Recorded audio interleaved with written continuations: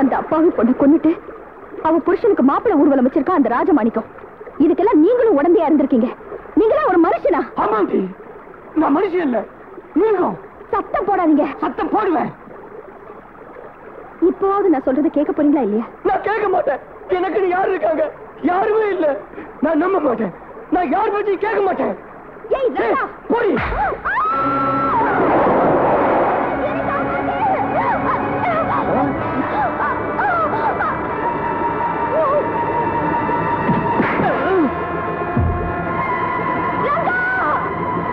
அந்த பொண்ணை பிடிச்சு கொண்டா.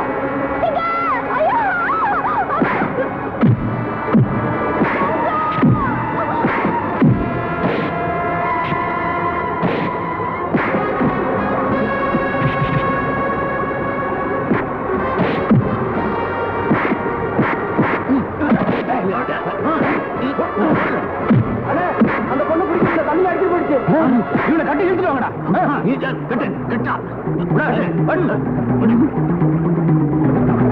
பாவி சண்டாளா அவசரி மவனே, அந்த யமுனா பொண்ண ஆத்துல தள்ளி கொண்டுட்டா. பாவி கொண்டுட்டா. ஏண்டா அவளை சும்மா கொண்டியா? கெடுத்து கொண்டியாடா பாவி. அவன் மேல ஆசை இருக்குன்னு ஒரு வார்த்தை சொல்லியிருந்தா போது அவளையும் அவனை கட்டி வச்சு அழக பார்த்துக்கொண்டா. அண்ணே, முதலாளி தள்ளிட்டதுல சினிமா மண்டல் அடிபட்டு செத்து போயிட்டான்னு உன்னை மகன மாதிரி நினைச்சாடா உன்னை. முதலாளி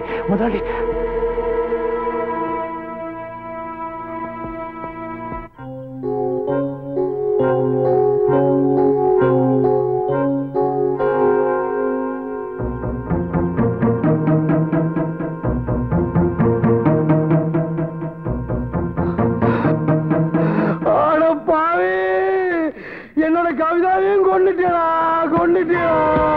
என்னடா செய்வேன்? கொண்டுட்டேடா பாவி. அவனுக்கு என்னடா பாவம் பண்ணா? இப்படி கொண்டுட்டேடா. அவன் வீணேறி போய் கலாட்டா பண்ணி உன்னை கொண்டு இருக்கணும். டேய், உன்னை விட மாட்டேன்டா. உன்னை நான் விட மாட்டேன். டேய், நான் ஜெயிலுக்கு போனாலும் உன்னை விட மாட்டேன்டா. உன் நெஞ்சு போனதா விட மாட்டேன். உனக்கு கருமாதி பண்ணா விட மாட்டேன்டா. உனக்கு கொடை விட மாட்டேன்டா. டேய், எங்க கொடுவாள் இங்க.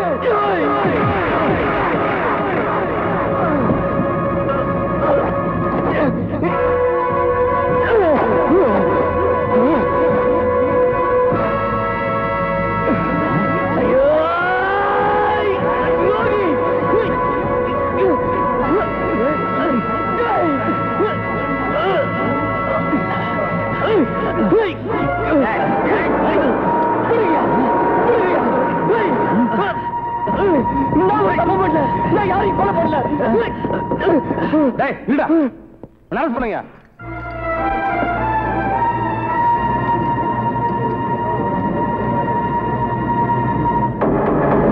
அந்த அனாதை பண்ணி இவனை என்ன பண்ணிச்சு?